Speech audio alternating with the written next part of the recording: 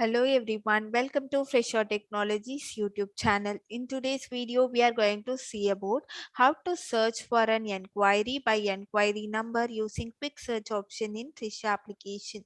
Initially, you needed to log into the system, and after your successful login, this is how your dashboard looks. Now go to quick search option at the top of the page.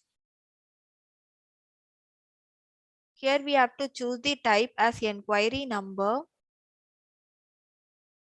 Enter the enquiry number in the value column. After filling the details, click on search button.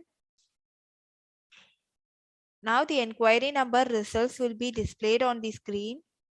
We can directly navigate to the enquiry summary page or job summary page related to that enquiry directly by clicking on the enquiry number or job number.